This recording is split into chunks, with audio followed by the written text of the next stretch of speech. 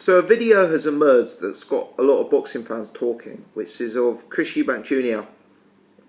smashing up some sparring partner and seeming to knock him unconscious wearing headgear. I guess the old-fashioned rule is that what happens in sparring stays in sparring. Sparring is a private thing, and if you hurt someone in sparring, you don't talk about it. You don't broadcast it. That's the old-fashioned convention, certainly.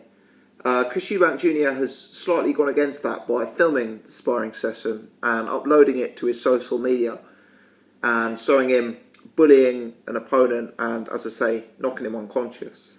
Now, his opponent for the British title fight, Nick Blackwell, has come out very strongly against this and, criticised Chris Eubank Jr.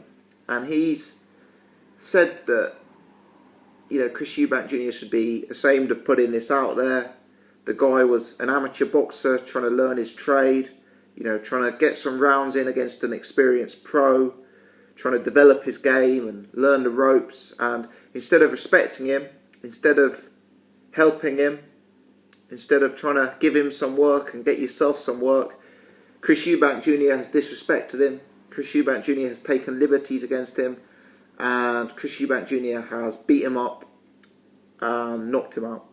And not only has he done that, not only has he behaved in that slightly questionable manner, he's also decided it was appropriate to post it online using this guy's beating to his own advantage. Now, clearly, it's a slightly distasteful course of events. You can have your own opinions on it. It's probably not something that I would choose to do if I was Chris Eubank Jr.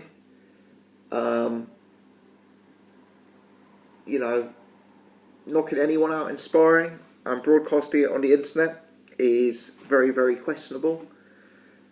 Doing that to an amateur boxer, somebody who isn't on the same planet of ability, is distasteful. And I can see why Blackwell's come out against it. I can see why people have taken exception to it. And I can see why people in the boxing community are slightly riled by Eubank Jr.'s behaviour. I don't think it's a nice way to behave, certainly. But I'm actually slightly less interested in that. What I want to understand is what Eubank Jr. was doing sparring against this guy in the first place. I've done videos in the past and been very critical of Chris Eubank Jr. because of his continued obsession with hitting a stationary wall bag and then posting about it on his Facebook or on his Snapchat. He's got this bag in his gym that is nailed to his wall.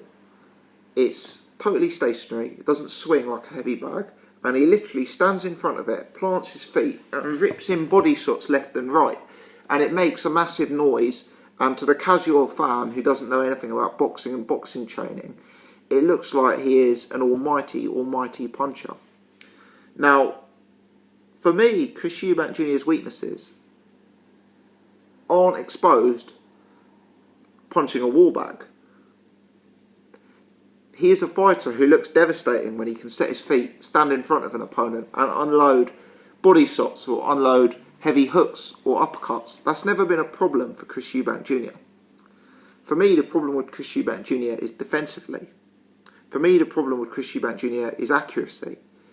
It's the ability to adjust and hit a moving target. It's the ability to get off a jab and work combinations off the jab whilst you're moving and your opponent's moving at angles.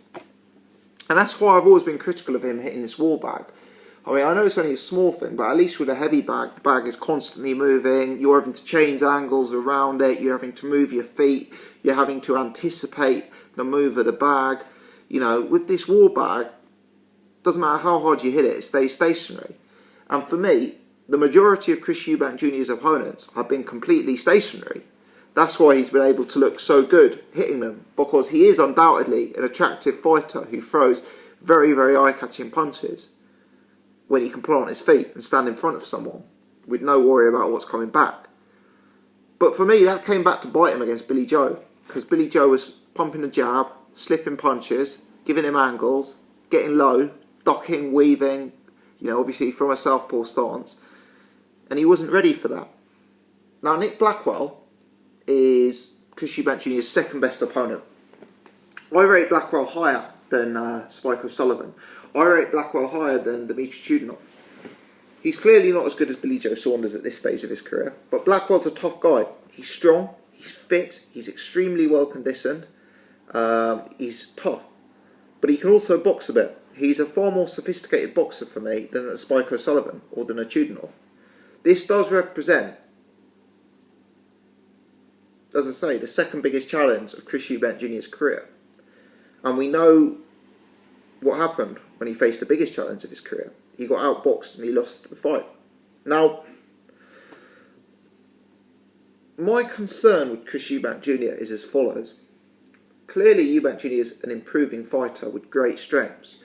But is he improving in the areas that he needs to improve? Has he learned lessons from that Spike O'Sullivan fight? Or is he still showing defensive frailties? Yeah, Spike wasn't good enough to hit him repeatedly, but Spike was able to land a haymaker bang on his chin. Will he have addressed his accuracy against the moving opponent? For me, he still looks very inaccurate. Doesn't rely on the jab so much.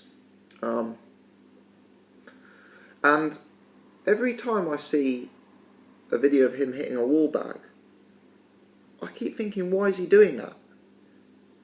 He doesn't need to improve on his stationary body punching to beat Nick Blackwell. He needs to improve on dealing with a moving fighter. He's going to need to deal with a fighter who could previously have brought out inaccuracy in him or have tested his own defence. Now, when I see him sparring this amateur, let alone bragging about it, posting it online, I kind of think, why? What was Chris Eubank Jr. learning from that session? What was he working on in that session? The amateur was so, he just wasn't in Eubank's league. He wasn't in the professional league. I said before Billy Joe Saunders fight, I said one of the reasons Chris Eubank Jr. will lose this fight, and I predicted Billy Joe would win. I said one of the reasons he'll lose this is too big a step up in class because his previous opposition has been too poor. And that's exacerbated by sparring sessions like this. Sparring sessions like this allow a fighter like Eubank to neglect defensive work, to neglect accuracy. It allows them to focus purely on throwing power punches. They don't have to worry about any of these other factors that Blackwell's going to bring to the table. And for me, the question is this. Eubank Jr. has improved, but has he improved in the areas he needs to improve to go from British level to world level? The jab, dealing with movement, defence, accuracy. And every time I see him hitting that wall bag, and every time I sit and watch this sparring session with this guy he's brutalised and knocked out, yeah, part of me feels it's disrespectful, part of me feels it in bad taste.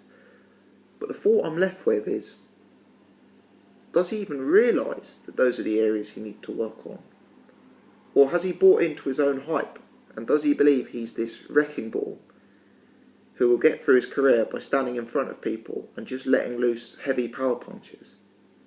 It didn't work before when he fought Billy Joe Saunders. I'm predicting it won't work again when he steps up in class. Now, I'm not sure Nick Blackwell's got the offence to beat him, but if Chris Eubank Jr. hasn't improved in those areas I've mentioned, Nick Blackwell can make him look very bad. And if he hasn't improved, Eubank Jr. will certainly lose again when he steps up to world level. Be that against Billy Joe Saunders, be that against Daniel Jacobs, be that against Gennady Golovkin. You don't get to be a world level fighter if you can't block a jab. Let me know your thoughts. Let me know your thoughts on the sparring session, Let me know your thoughts on Eubank Jr.'s frailties and whether he's improving in the right areas. Thanks for watching. If you've enjoyed this, hit the subscribe button. Please click thumbs up to support the channel. Thanks for watching.